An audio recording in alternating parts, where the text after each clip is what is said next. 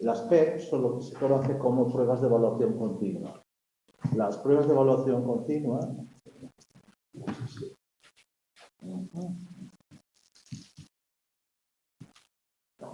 no me se ve. Así. Un poquito más. Así. Las pruebas de evaluación continua, no sé mucho mejor, pero bueno, hago así. Así. Las pruebas de evaluación continua es un principio que obliga a la universidad a que cada asignatura tenga un porcentaje de la materia que sea práctica, que se pueda evaluar de forma continuada, no solo por un examen. Es decir, sería como la parte práctica de la asignatura. Entonces, en esta asignatura, que es de primero, dado el número de alumnos que hay a nivel global dentro de la UNED, lo que se hace es establecer la P en el examen, o sea, examen teórico. Se tiene que hacer de forma práctica, que es el enlace que viene en el libro para que lo podáis hacer, en la primera página, que lo veis aquí. ¿Sí? Es una práctica muy sencilla, que si queréis la podemos comentar un día en clase. Sí. Esto lo metes en el ordenador, y te salen las pruebas de evaluación continua. Y en el examen se ponen un número de preguntas, cuántas eran en la guía, no sé si eran 40 líneas, 8 que eran referidas a las prácticas estas. Son preguntas bastante sencillas, pero que hace la práctica, por supuesto, es dedicada. Hay que hacerla para poderlas contestar. Sí. Porque es sencillo, pero bueno, el manejo de las preguntas tipo, si aumentamos la intensidad del estímulo, ¿qué sucede con...? Bueno, la respuesta es mayor, verdadero o falso. Tienes que haberlo hecho para entenderlo. Si lo has entendido, no tienes que ir. Es decir, las podemos comentar aquí, pero en realidad hay que hacerlas individualmente y no hay que presentarlas. Hay asignaturas, luego el segundo, tercero o cuarto, que hay que presentarlas y yo les pongo nota. Pero en estas se valora el examen. Más sencillo. Pues si hay alguna duda cuando lo empecéis, mira, me lo decís y lo miramos. ¿Cómo la preguntas? No, de esta asignatura no.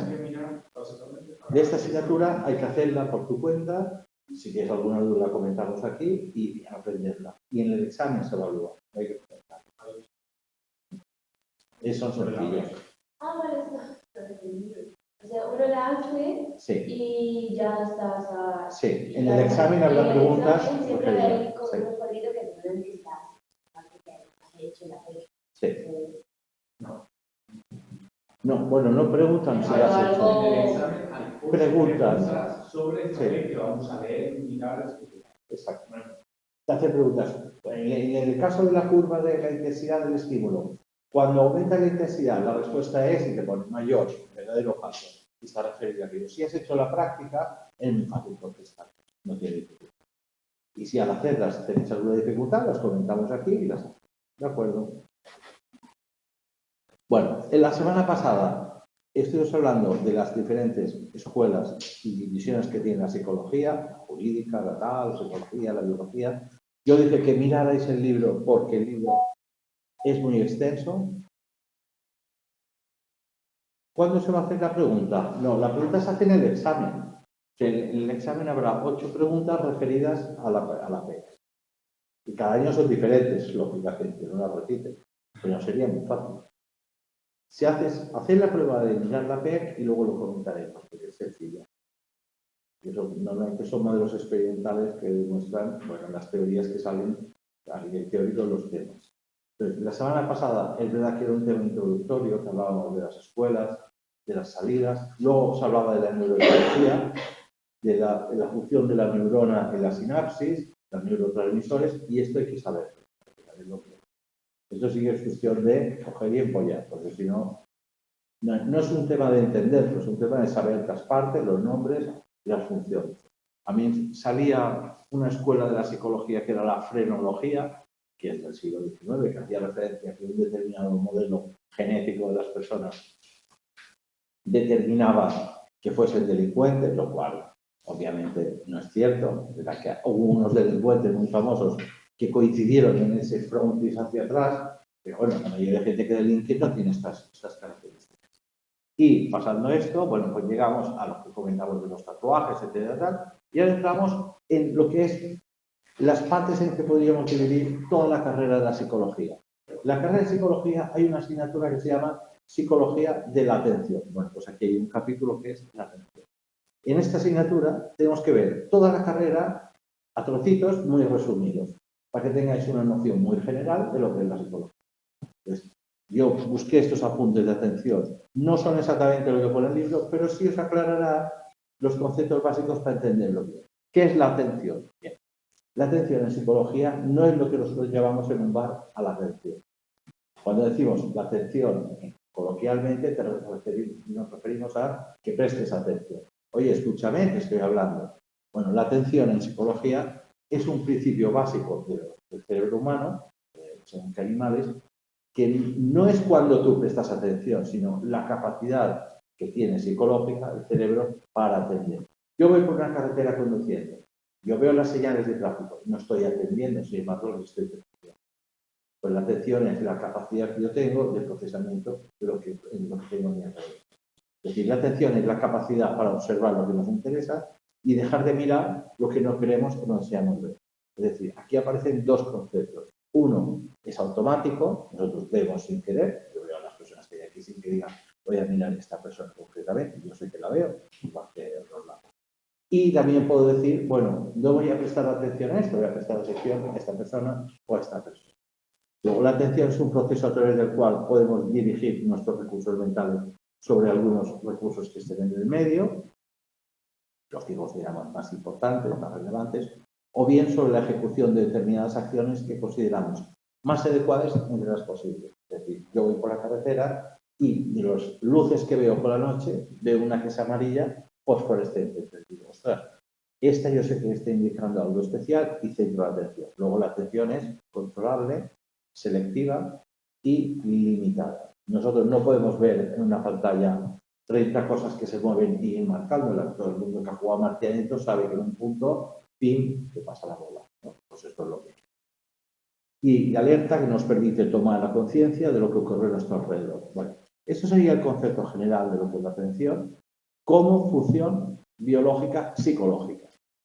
Pero, ¿qué es la atención según los diferentes autores? Bueno, según James, que es el padre de la psicología funcionalista, de los 1990, lo puedes imaginar, ya hace unos años, dice, es la toma de posesión por la mente de un modo vivido y claro, o sea, para él la atención era lo consciente, no lo inconsciente que yo hay aquí que no percibo, solo era lo consciente, de uno entre varios objetos o cadenas de pensamientos simultáneamente posibles. Por tanto, entendía que incluía la focalización y la concentración, no lo que era subjetivo. Está comprobado, y es fácil verlo, que si a una persona le hacen en una pizarra decir el color de la luz que se enciende, rojo o verde, la encendiendo es una, rojo, verde, y llevas un auricular. Con los auriculares te van diciendo algo. Si tú prestas atención a eso, no oyes lo que estás oyendo, no percibes lo que es. Sin embargo, eso que oímos aquí sí que lo percibimos de alguna manera. Y cuando se nos pregunta, ahora vamos a hacer una prueba, quitamos las luces y se enseñan dos frases en dos idiomas. Léelas, te las leen.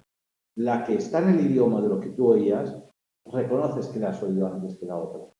Luego sí que procesamos la información que es inconsciente. Las personas cuando dormimos, oímos. De hecho, hay estudiantes que dicen que se ponen grabaciones cuando duermen. Bueno, eso la pregunta ¿es verdad que se puede aprender así? ¿Es verdad que lo oyes? ¿Es verdad que tu cerebro lo puede grabar? Otra cosa es que seas capaz de recordarlo. Es decir, nosotros, lo que comiste hace 37 días está allí en tu cabeza. ¿Eres capaz de recordarlo? No. Pero está ahí. Luego, no es que no lo aprendas, es que lo podrás hacer es demostrar que lo has aprendido. Porque lo que se aprende de forma inconsciente no se recuerda de forma consciente. Se recuerda de forma inconsciente. A lo mejor soñarás con lo que has aprendido. O sea, el nivel de procesamiento va a ser el mismo. Consciente, inconsciente, inconsciente, inconsciente. Bueno, dicho esto, yo busqué los apuntes. Aquí podéis ver el tema. Bueno, yo resumí según el estructuralismo, según el funcionalismo, cómo han ido variando la atención. La escuela de la psicología que ha trabajado más la atención ha sido la Gestalt y el conductismo. Por una razón, la Gestalt se basaba en la percepción de las cosas, lo de las dos caras que os dije que algunos sabían lo que era, o lo de la lámpara que forma una lámpara con los dos perfiles, son dos caras que se miran, o según cómo es una lámpara. Eso lo estudió mucho la Gestalt y por esto hay una escuela muy importante sobre los conceptos teóricos. Y luego, la última escuela, que fue el cognitivismo, bueno, se dedicó a estudiar cómo entendíamos lo que percibíamos, que no es lo mismo que lo que veíamos. Es decir, ha habido todo un recorrido muy largo y aquí resumí las funciones de la atención. Pues ejercer control sobre la capacidad cognitiva, como sabemos que limitaba la atención, lo que te dice, oye, céntrate allí que vienen curvas, pues lo intentamos. Activa el organismo ante situaciones novedosas, cuando algo es nuevo, eso nos llama la atención. El nuevo es un conjunto de animales, pero cuando vemos uno diferente, nos prepara para la acción porque puede ser peligroso. Previene de la excesiva carga de información, estructura la actividad humana, la facilita y asegura un procesamiento perceptivo, como concepto general. Bueno, tipos de atención, que también sorprende, no toda la atención es la misma.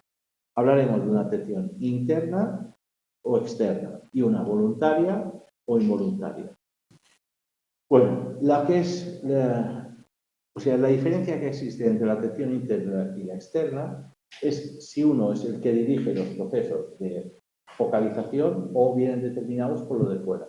Si hay un incendio, el incendio regula mi atención.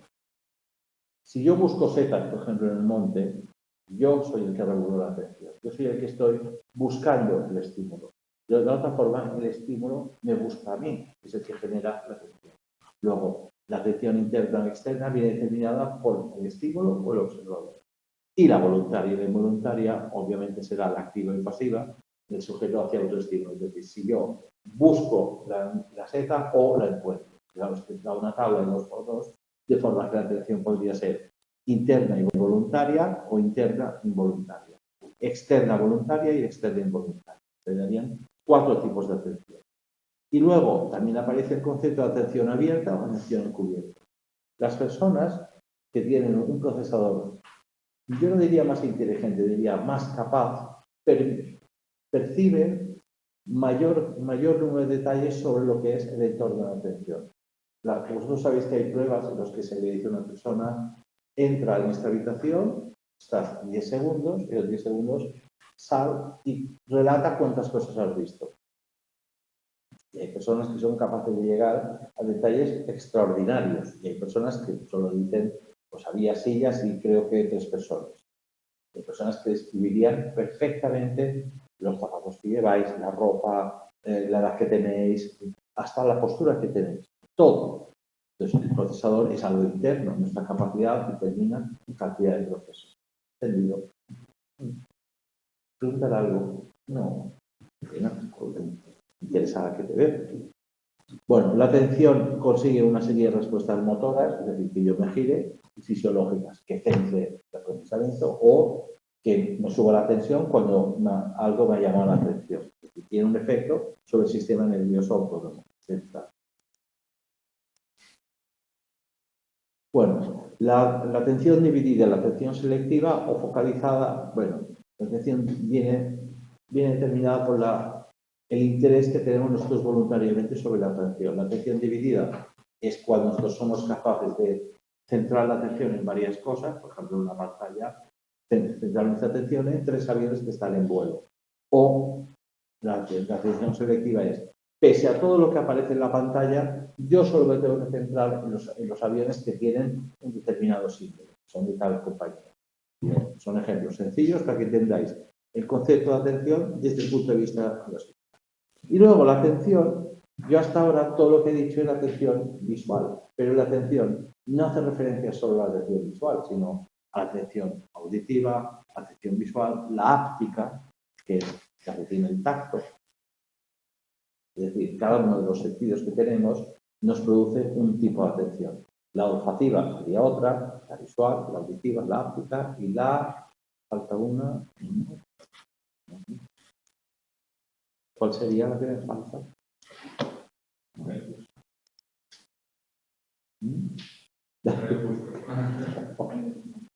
No, pues son los 5 sentidos. Olfato, vista, oído, tacto y gusto. Ah, perdón, no lo había oído. Tú has dicho gusto. tú lo has dicho, y lo más alto, ¿no? Claro, el gusto nos produce determinada atención. Entonces estamos comiendo algo y de repente es muy picante y llama tu atención, que genera un procesamiento. ¿Qué he comido que tiene este picante tan fuerte?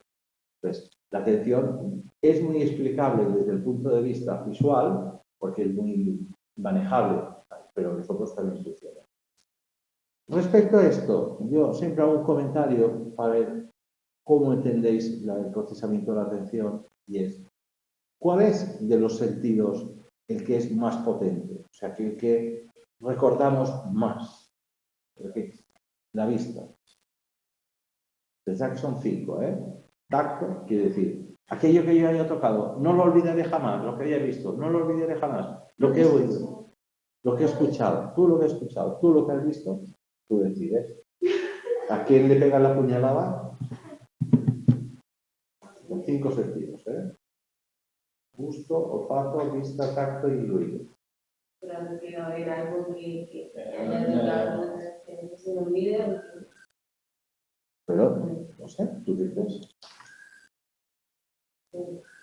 ¿El que es más potente? Que el que Yo dices. puedo estar 10 años sin escuchar una canción y me acuerdo de esa canción.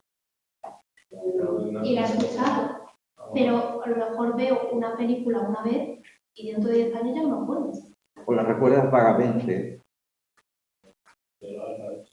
¿Tú crees que el oído es lo que genera una atención más potente, un recuerdo más fuerte, más difícil?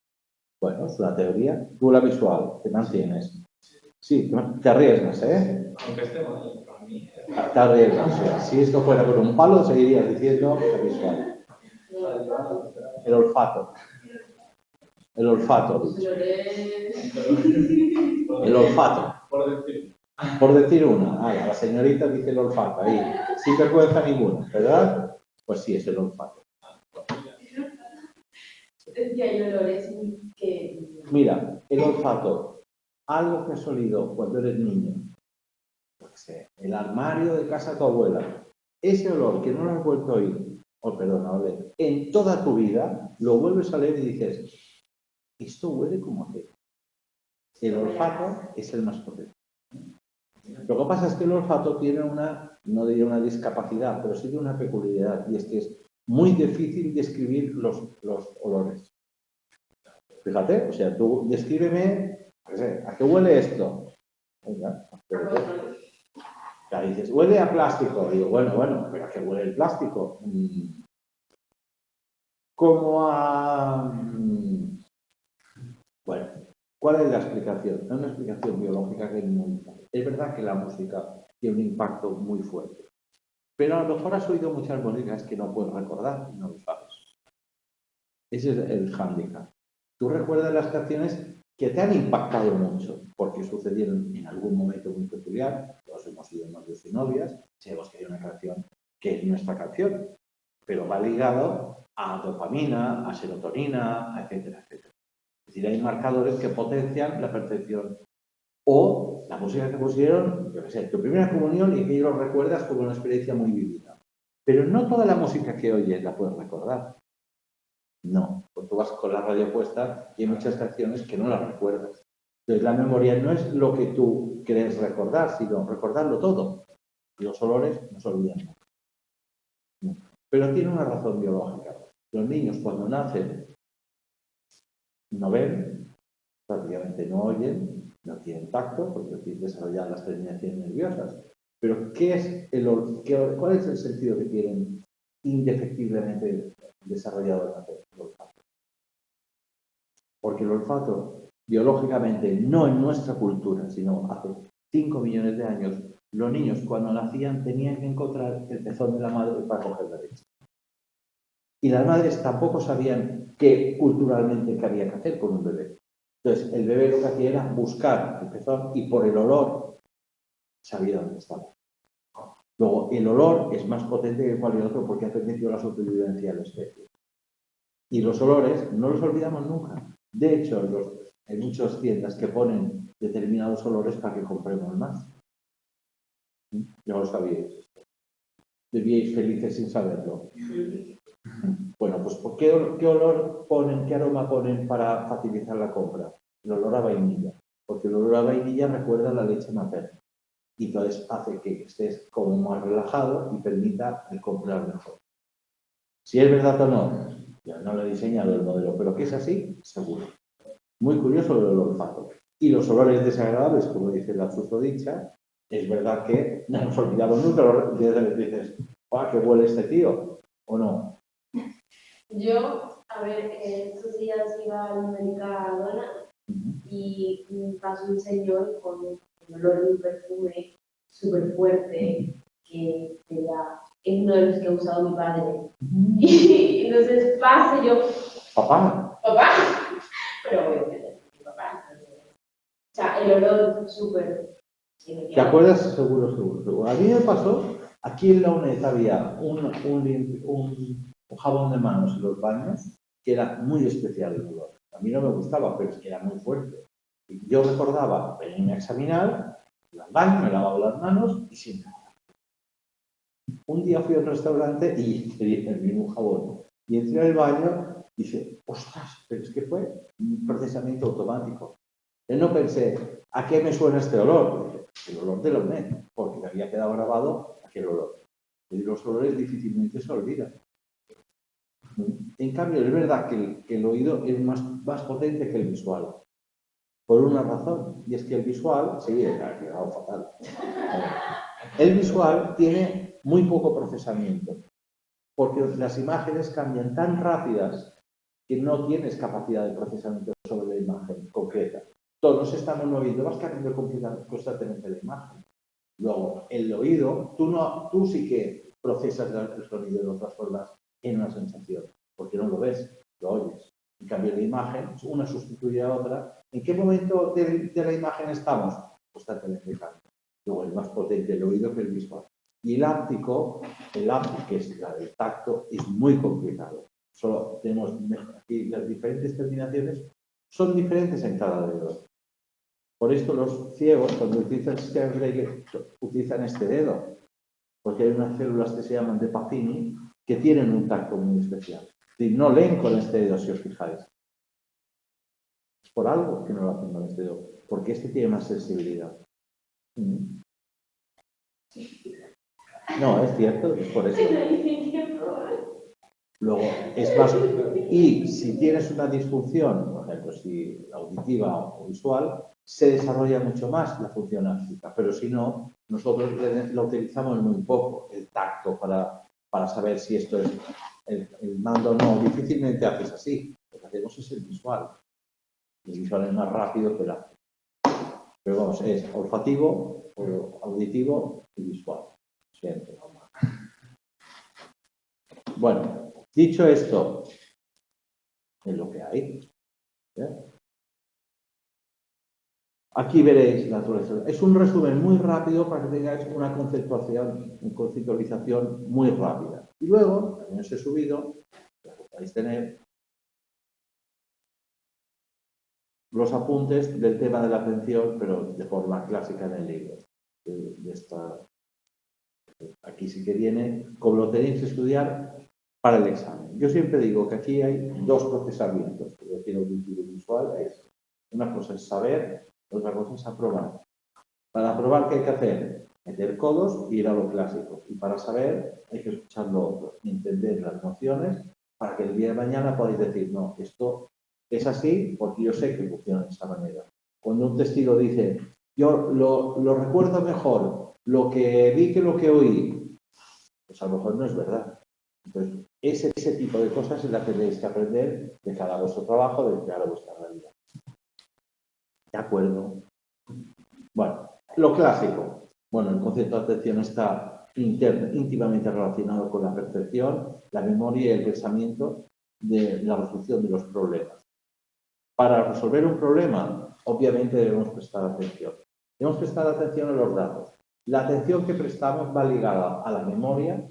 Nosotros, si no prestamos atención, no podemos aprender y obviamente está ligado al aprendizaje. No creo que os haya pasado nunca, pero a veces podéis estar en una clase sin aprender nada. A alguien le ha pasado, pues no diremos a quién. Es muy fácil. ¿Qué hay que hacer para no aprender nada en una clase? No prestar, estar pensando. Si tienes un déficit de atención, cuesta fijar la atención. Pero también es mejorable, también se puede trabajar la atención. Es un procesamiento. Pero lo que es cierto es que la atención no es un constructo que esté desligado de los otros principios del cerebro. Si no hay atención, no hay concentración. Si no hay concentración, no hay buen aprendizaje. Si no hay buen aprendizaje, no hay ningún. Luego, para estudiar, pues te decía, presta atención que si no, no vas a retener. Es cierto. ¿Cuál es la definición clásica de la atención? La de examen. Bueno, la atención se ha conceptualizado de dos formas, como un estado de concentración en algo y como la capacidad de procesamiento que puede distribuirse en diferentes formas o diferentes estímulos y actividades. Es decir, la atención ya hace referencia, puede centrarla en diferentes cosas. La atención ejerce una función de control sobre la actividad mental. Si nosotros prestamos atención, nuestro procesamiento mental va a mejorar. El conductual, ya sabéis que prestar atención en la carretera supone no comerse las curvas, de alguna manera. Su funcionamiento influye en los sistemas sensoriales a través de los cuales obtenemos información del mundo, oiremos mejor, veremos mejor, olfatearemos mejor, etc. Mediante la atención nos centramos en el análisis de una parte de la información que nos llega a través de los órganos sensoriales. El funcionamiento del mecanismo atencional está determinado por el objeto que en última instancia dirige la actividad. Bueno. Orientación de la atención. Abierta y encubierta, como os he dicho antes. Modelos de filtro. Los modelos de filtro, vamos a hacer un pequeño inciso, en las escuelas de psicología ha habido como dos grandes modelos teóricos. Los que piensan que de toda la información que nosotros recibimos, algo filtra antes de prestar atención, consciente, y los que piensan que filtramos, o sea, analizamos todo y nos quedamos una pequeña parte. Los modelos de investigación para determinar si hay un filtro no consciente o hay un filtro consciente están dentro del paradigma cognitivo, cuyo enfoque predominante ha sido el de procesamiento de la información. Los modelos de filtro analizan la atención como selección de información y esa es la función selectiva de la atención. Es decir, hay un paradigma de filtro que investiga dónde acontece esta selección, de todo lo que me llega, qué es lo que yo dejo que me llegue conscientemente y qué es lo que yo no dejo que llegue. Es como decir, hay alguien que me filtra la información en mi cabeza. O creer que me llega todo y yo filtro lo que me llega. Entonces, hay una escuela de psicología que está a favor de un modelo y otra que está a favor de otro. La escucha dicótica consiste en escuchar a través de unos auriculares dos mensajes diferentes y recibir simultáneamente dos mensajes verbales. Se comprobó que es muy difícil atender a ambos mensajes y que resulta prácticamente imposible dividir la atención. Si os ponen dos canciones diferentes, una en cada oído, y os dicen, ¿qué canciones son? Todo el mundo dirá una, seguro. El problema es que digas la otra. Porque cuando dices la otra, dejas oír la otra. Pues si cada vez que tú te cambias la otra, nunca puedes decir las dos a la vez. Estoy escuchando Vivaldi por aquí y tal, aunque sea rock, es igual, no lo podemos distinguir. ¿Eso lo vi? Sí, pues es muy interesante. Claro, pero eran con canciones en inglés y en español. Por un lado escuchabas una en español si te concentrabas bien y pues por otro la en inglés. Y de verdad que funciona así. ¿Y el ejemplo del mono y el básquet lo habéis visto? ¿No he visto? También he visto vídeos pero no sé si es el mismo. Deja de ver TikTok, es tu Yo me tomo descansos. ¿Cuál es el que has visto? Uno es de una bicicleta y un alquiler. A ver, pero que escucha lo que piensas. Sí. Que si tú lees una palabra, pues suena... Bueno, si estás pensando en esa palabra es la que vas a escuchar. Entonces, es una frase que dice lo mismo, pero si lees una palabra, dice otra frase para ti. ¿Y dónde se sale esto? En TikTok. Es curioso, porque sí que funciona. Sí. Ah, pues lo buscaré para verlo. Yo el que vi, que es muy clásico, es el de unos jugadores de básquet. Lo he visto, unos que son 3 jugadores que se pasan la pelota. Y la pregunta es, ¿cuántas veces rebota la pelota en el suelo? Entonces, miras el vídeo, tienes que ir contando las veces que rebota en el suelo. Si lo miras por internet, sale el primero. Y mira papá y contestas a la pregunta. Entonces te hace una pregunta diferente. Y tienes que buscarlo para entender, pues si lo digo no, lo veréis. Es el bote del balón de básquet y una pregunta. Luego lo miráis y lo entenderéis el porqué de ello. Porque es sorprendente. Es sorprendente lo que no vemos. Y cuando te lo dicen, pasas a verlo. Y dices, no puede ser, tanto va el pelo. O sea, la segunda vez me introducen en esto. Y no es verdad, no te lo introduces, está ahí del principio. Bueno, la escucha selectiva, en este caso el experimentador le indica al sujeto que atienda a un único mensaje y se comprobó que el recuerdo del mensaje es bueno y no existe ningún recuerdo del mensaje no atendido. Es verdad que sí se atiende el otro mensaje y que en algo percibimos lo que nos está diciendo. Lo que no lo podemos es especificar. No podemos decir qué tipo de música o qué canciones. Las primeras investigaciones sobre la atención se basaron en experimentos de mensajes dicóticos, es decir, dos mensajes al mismo tiempo, aunque estos experimentos son muy variados. Prototipo de ellos es lo que utilizó Cherry en los primeros experimentos, el paradigma ideado por este autor se denominó paradigma de seguimiento. Bueno. De los modelos de filtro que yo he dicho, el saber si la información nos llega y la procesamos o no nos deja que nos lleve, hay un modelo que se llama el modelo rígido de Bourdieu y el modelo de filtro atenuado de Treisman. Bueno, uno hace referencia a que no nos deja llegar la información y la que nos llega en la que procesamos, y el otro es el que deja pasar mucha más información, pero nos permite procesarla y después seleccionarla después. Leerlo porque si no voy a castigar demasiado. Es cuando habla del filtro categorial o postcategorial. Y el modelo de capacidad limitada de Kahneman. Según Kahneman, atender es invertir el esfuerzo mental, es decir, bien sobre una actividad seleccionada voluntariamente o sobre algo que atrae involuntariamente nuestra atención, es decir, puede ser voluntario o puede ser involuntario. Kahneman decía que la cantidad de esfuerzo atencional que podemos invertir en un momento determinado siempre tiene un límite, eso lo han dicho todos los investigadores, y nosotros tenemos una capacidad limitada y depende de las demandas concretas de la tarea para el primer.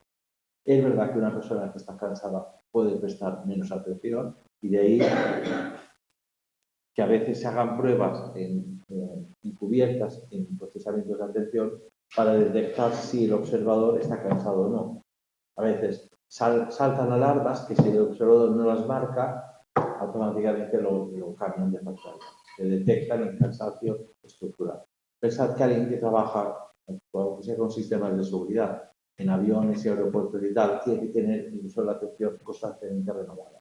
Y bajar determinado umbral puede generar el famoso error humano. Yo que estudié psicología aeronáutica, me sorprendió cuando lo estudiaba que los accidentes de avión siempre eran debidos a errores humanos.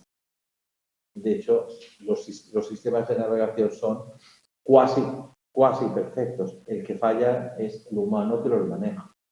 Porque cuando hay las grabaciones en cabina de accidentes, o sea, fallos técnicos, se podrían corregir sin ningún problema y, sin embargo, los pilotos lo que hacen es dedicarse a focalizar su atención en lo que no funciona y no ven lo que está indicándoles que va a haber un accidente. Se oyen las alarmas de impacto y no lo perciben en aquel momento. Por ejemplo, cuando en un vuelo se invertían los controles de forma que cuando los pilotos subían el motor, los mandos, el avión se iba hacia abajo, era tan sencillo como hacer la prueba hacia abajo para ver si el avión subía. Y se seguían centrando en estira más, y las alarmas de impacto sonaban. Entonces, la lógica era decir, así seguro que nos vamos a matar. Como no haga intento lo contrario para ver si se corrige, estoy muerto. Y no lo hacen. Hay un avión con 300 personas. Bueno, dicho esto, modelo de carga limitada, modelo de procesos limitados por los datos o por los recursos, que eran los dos modelos compatibles, si es la presentación de muchas cosas lo que carga el sistema o el cansancio del observador el que hace que se bloquee. Y por último, bueno, están los cuadros de procesos automáticos para que lo veáis. Bueno, preguntas del tema 2. Venga, ponedlo. Va. Venga, mover las patitas. Venga. Muy bien. Estas también. Preguntas del tema 2. Venga. Una. ¿Puedes decir la primera? Léela, por favor. Un tema central para Visconti, el estudio de las funciones mentales superiores y B, la percepción. Para Visconti. ¿Cuál era el tema central para Visconti? ¿Las funciones superiores o la visual? Las superiores. Las superiores o, pero la otra respuesta era La percepción. las perceptivas. Bueno, Percepción. ¿cuáles son las superiores? Seguramente, si lo pone. Es decir, él estudiaba las funciones superiores, que eran la memoria, la atención, etcétera, etcétera. La segunda pregunta, joven. El conexionismo contempla la existencia de un modelo de estructura mental entendido como un sistema computacional.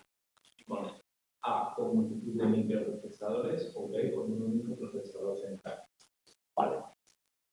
En filosofía, desde el tiempo de Platón y Aristóteles y Sócrates, se hablaba de un homúnculo. Un homúnculo era un hombre pequeñito que teníamos en la cabeza que dirigía los 4 caballos de las pasiones. El hambre, el sexo, el sueño, como si alguien moviera los 4 caballos. Eso es el concepto. Puede coger bien tranquilo. ¿Quiere agua? Ah.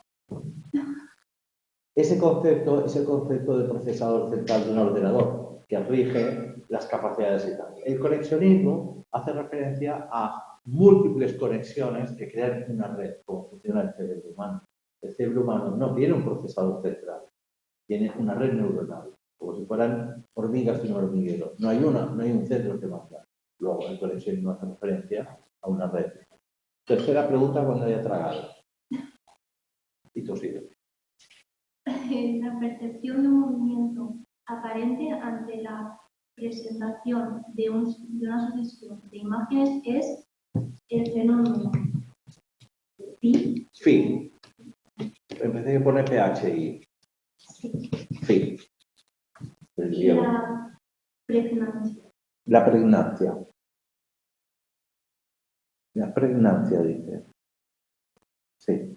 Sí. Vale. La Gestalt, como he dicho, era la psicología que estudiaba la percepción o la percepción de las cosas, la conjunción de las partes de algo para construir una imagen. Podría ser como nosotros ponemos piezas de un puzzle en el momento que decimos, esos trozos conforman esa imagen. Esto lo estudiaba la Gestalt. Pero aparte la Gestalt también estudiaba la forma como resolver los problemas. Ellos querían saber la lógica que subyacía al estudio de usted le dan un problema, qué pasos ha dado para resolverlo. Entonces utilizaba el desglose de tal. El movimiento phi es la percepción que tenemos los humanos cuando miramos la típica lámpara que hay diferentes figuras de un caballo que se mueve, que lo hacemos girar rápido y parece que el caballo se está moviendo. Eso es el movimiento phi. Señorita, señora, cuarta pregunta. Para Piaget. Sí. El niño aprende mediante un fenómeno denominado Insight. Es una palabra de la Gestalt, el insight. Y ve poco a poco en función de su maduración cognitiva. Bueno, lo primero hace referencia a una parte de la Gestalt, que es que la percepción es la conjunción del todo con las partes. Y Piaget, como padre de la pedagogía activa del siglo XX, decía que los niños aprenden primero en función de sus capacidades y de su desarrollo cognitivo. De forma que Piaget tenía muy claro que un niño no puede aprender aquello que su maduración no le ha permitido llegar. Tú tienes que madurar para poder hacer determinadas funciones psicológicas. A un niño que tenga 7 años, no porque tú le enseñes muchas matemáticas, hará ecuaciones de tercer grado.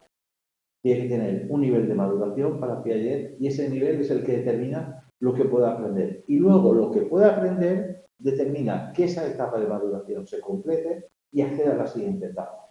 Si nosotros no llenamos esa etapa por la práctica, se queda como un niño pequeño. Las personas, a lo mejor lo habéis visto con otras personas, las personas pueden llegar a adultas o a mayores y si no han tenido una determinada transición pedagógica, es decir, si no se les ha enseñado a leer, a escribir, a calcular, a resolver problemas, se quedan con una determinada etapa mental, como si fueran niños.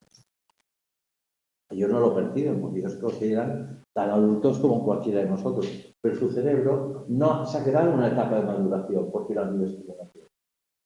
Siguiente pregunta. La idea de que cada persona creará una realidad distinta en función de su historia y las circunstancias que le rodean es propia del constructivismo o el racionalismo. ¿Usted qué cree? La idea de que las personas construimos nuestra propia realidad en función de nuestra experiencia, de nuestra inteligencia, ¿eso es propio de una escuela que sea constructivista o racionalista? Yo creo que constructivista. Muy bien, ¿por qué? Por su propia palabra. No, porque, no sé, cómo tiene que construir, ¿no? Por eso digo, por su propia palabra. Nosotros construimos nuestra realidad en función de nuestra inteligencia y nuestra experiencia. Si yo veo dos animales que se parecen mucho y no se me ha enseñado a que son dos especies diferentes, mi cerebro las verá iguales. De hecho, hay serpientes que son muy parecidas. Una es mortal y la otra es venenosa. Pretenden, o sea, la que no es mortal, pretende que se la respete como la que es mortal. O sea, que los animales no se acerquen, salvar la vida. Y la mortal quiere parecerse a la que no es venenosa para poder cazar a sus enemigos porque creen que no es peligroso. ¿Mm? Es como cuando alguien va con un amigo al lado, una amiga al lado, que sea muy diferente. Uno quiere ser el otro y el otro quiere ser uno. Eso es muy importante. Aprenderlo. Saber quién quiere ir con nosotros, por qué quiere ir con nosotros. Siguiente pregunta. La asociación que se produce entre lo que hacemos y la consecuencia de nuestros actos será el fundamento del condicionamiento clásico o condicionamiento pedagógico. Pues, la consecuencia de lo que nosotros hacemos, es decir, por ejemplo, apretar una palanca y que caiga una bola de azúcar, va a hacer que nosotros aprendamos que eso, hacerlo 20 veces, produce una determinada recompensa. Bien, eso no es condicionamiento clásico, es condicionamiento operante. Yo necesito operar sobre la realidad, saber que está a mi disposición un reforzador, yo trabajo 30 días para poder cobrar. Sé que si aprieto la palanca 30 veces, al final del mes cobraré. Eso es condicionamiento operante. El condicionamiento el clásico es el de Pavlov, el de se enciende la lucecita, se me pone la comida, yo salivo. Al final solo se enciende la luz y yo salivo porque he asociado uno con otro, no es operante. ¿Queda alguna pregunta más? Dígala, por favor. El técnico consiste en expresar mentalmente sin restricciones cualquier tipo de pensamiento, idea o emoción, tal y como llega a la mente, sin valorar ni estructurar. A la asociación libre o el análisis funcional de la conducta. La asociación libre, claro. Es decir, yo asocio lo que pienso a lo que veo. El análisis funcional de la conducta consiste en lo contrario, de establecer una conducta, el pensar por qué se lleva a cabo esa conducta, con qué consecuencias se lleva a cabo y con qué propósito se hace. Siguiente. ¿Quién defendió que desde el mismo momento en el que nacemos comenzamos a desarrollar constructos personales? A. George Kelly o B. Diane Piaget. Dígalo. George Kelly, ¿no? Vale, esta es clara porque Piaget hablaba de las formas como se producía el desarrollo después del tiempo. Y este autor decía que nosotros ya nacíamos con determinado constructo de capacidad. Siguiente, señora. ¿Qué corriente surge adoptando los principios básicos del conductismo como el ambientalismo, el mecanismo y el condicionamiento, aunque de un modo más flexible y menos dogmático? ¿El constructivismo o el conductismo. ¿La he entendido la pregunta? Un poco rara. Explíquela la pregunta. Explíquese a sus compañeros. Lo entiendo, ha tosido mucho. Usted que lo ve claro. A ver, yo entiendo que sobre la evolución de las corrientes que se ve en la pregunta. Y yo, pero sin ver la respuesta, yo diría que la de neoconductismo, porque es como La continuidad de lo otro Sí. mejora del tal. ¿Y usted? ¿Ya ha visto la respuesta? O sea que lo puede decir bien. El conductivismo. Es esta. A ver, lea bien la pregunta. Es que yo no he entendido muy bien la respuesta. Dice, ¿qué corriente surge adoptando los principios básicos del conductivismo, como el ambientalismo, el mecanismo y el condicionamiento? Mecanicismo es eso. Sí, mecanismo. Mecanicismo. Y el condicionamiento, aunque de un modo más flexible y menos dogmático. Y las dos respuestas posibles serían el neoconductismo. Conductivismo y el neoconductivismo. Y la respuesta correcta es el constructivismo. Neoconductivismo. Neoconductivismo. Lo ha dicho bien. Bueno, ¿queda alguna pregunta? Sí. Venga. Una característica propia de... Sí, sí. Una característica propia. Del conexionismo en su consideración de la mente humana como un dispositivo que funciona mediante un procedimiento A secuencial o B en paralelo. ¿Usted cómo funciona el cerebro? ¿Secuencial o paralelo? Paralelo. Paralelo porque la pone la respuesta, pero secuencial sería: yo primero tengo que ver, luego tengo que oír, luego pensar qué es lo que he visto, luego qué es lo que he oído. Nuestro cerebro humano funciona como una red en la que ve, oye y procesa al mismo tiempo y va manejando toda la información de forma paralela. No secuencial es una secuencia detrás de otra. ¿Queda alguna pregunta? Ya. Bueno. Menos mal que nos trabajáis un poco. La lectura en público no creo que haya sido muy... En vuestros colegios no se ha hecho mucho, ¿verdad? No. Leer en público. Sí. Sí, pero no gustaba. No gusta. Y además estos textos son un poco raros. Bueno, pues el próximo día traeré el libro y leeré yo. Vamos a dejarlo aquí. Gracias por vuestra asistencia. Espero que sea lo menos aburrido posible esto. Pensad que he subido los apuntes del tema 2 de clásicos y para que lo entendáis. Y las preguntas... Sí. Perdona, ¿igual hay que estudiarlo o era algo...? No. Si esto ayuda... No, gracias a vosotros. Ayuda a entenderlo. Y una vez que lo hayas entendido, pasa a estudiarlo. Porque estudiarlo es memorizarlo para el examen. Sabéis que hay un filtro de colaboración, uno que es afirmado, uno que no, a priori, etcétera. Esto hay que saberlo. Hay que estudiarlo. Sí. No, gracias a vosotros. Empezad a estudiar tema a tema, pero no pensando en el examen, sino estudiarlo para saberlo muy bien sabido, porque luego será mucho más fácil de cara al examen. ¿De acuerdo? Gracias por vuestra asistencia y hasta la semana que viene, si no dejéis de venir. Que es más divertido.